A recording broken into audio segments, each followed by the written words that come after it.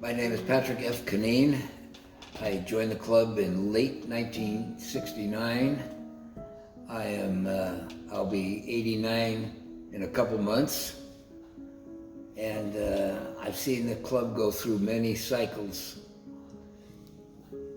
from rowing, handball, swimming, and even running. There was no running commissioner prior to 1969 or so.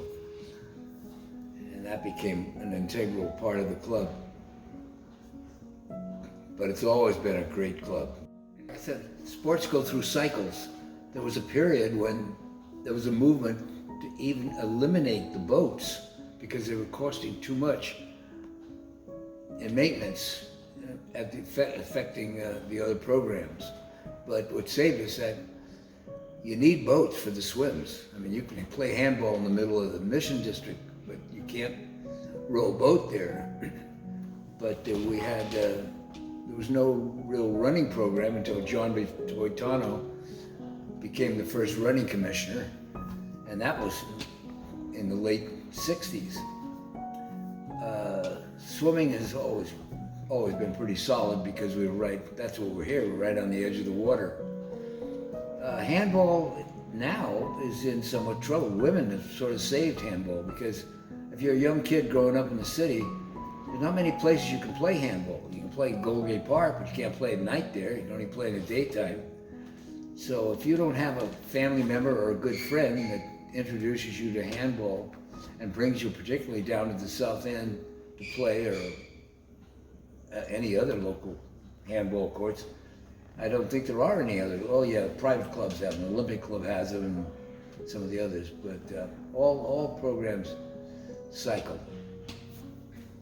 And running, nobody ran in San Francisco prior to 1960. If somebody saw some guy running in shorts down the street, they might think their irate husband was behind them with a baseball bat or something. And for a woman running in shorts at sundown, that was just totally unheard of. And then it exploded, running. It's just like swimming. When I first joined the club, there weren't that many people swimming in the aquatic park. And now there's so many people utilizing aquatic park, you almost need stop signs out there.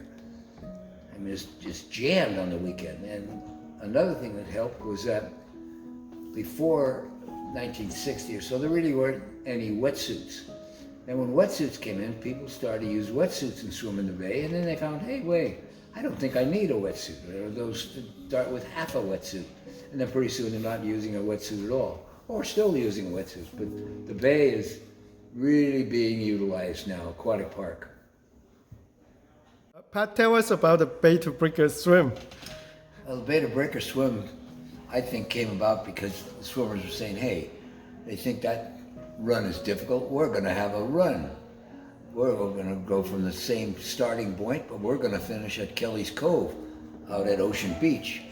So they swam from the start of the Bay to Breakers all the way around San Francisco, outside Mile Rocks, around the Cliff House, and ended up at Kelly's Cove. That's a tough swim. Yes, and then swimming everything is conditions too. Swimming in the bay is conditions. I mean, if you have bad conditions, you can't even have your swim. And conditions can mean everything from tides to water temperature at all, turbulence, all kinds of different things. So many legends here. And this was one of the bigger ones, Phil Hunter. He was considered the master of the tides in the bay. And everybody referred to Phil Hunter when it came down to a swim. And particularly Bobby used to really love him. And he was, in his early days, he was a champion oarsman. And that's when rowing was real big, back in the 20s. Everywhere you look, there's different things. It's the all the winners of the Golden Gate Bridge. There's a whole story to this plaque. This plaque was stolen, but if you read the text of how we got it back, that was a finish of one of the triathlon swims. And as you see, it says South End Rowing Club 608 points, Dolphin Club 230 points. And this is the triathlon plaque. I mentioned that was part of my coffee table. And I also was an engraver. If you run your finger up here, I made a mistake. I didn't put a dash in when I engraved it. So what I did later, I took a piece of black electrical tape. That's electrical tape. That's not engraved. And then that one was when we brought it back. This one has it has 7 presidents of the South, 6 or 7 presidents, which is unusual. He was a president, he was a president, he was a president, he was a president, he was a president, he was a president. But there's 6 guys in this one picture that were presidents of the South End Rowing Club. And here's my old bathing suit, and my goggles. It even has my name on it. If you look close, I think, yeah, right there. I use these in Hawaii. That was before swimmers had good swim goggles. We didn't have swim goggles back in the 60s. And when I lived in Hawaii, I had a pair of these and I kept them and I used them. And the swimming suits were like baggies. And we had to swim, you had to wear one of these. He sort of half-assed lived in the South End. And he kept all his stuff in his locker, and he pulled the boards off the back of his locker to make more room for storage. And he found that, and he gave it to me. And it wouldn't have much significance if it didn't have the South End crest on it. See the South End crest? Well, he was killed in the last battle of World War I, and he was a really beloved guy. And he was a South Ender.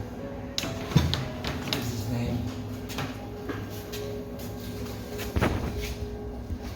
Captain K.R. Veraci? Anyway, it was stored behind this guy's locker, and we pulled the boards off, he found it. You know, one way you can tell too is, see the windows up there? We still have those windows looking down from the handball court. And the club, we were sort of broke in those days too. We didn't have any money. We wanted to get rid of the barge too, because the barge was costly. Sharon and Kashika.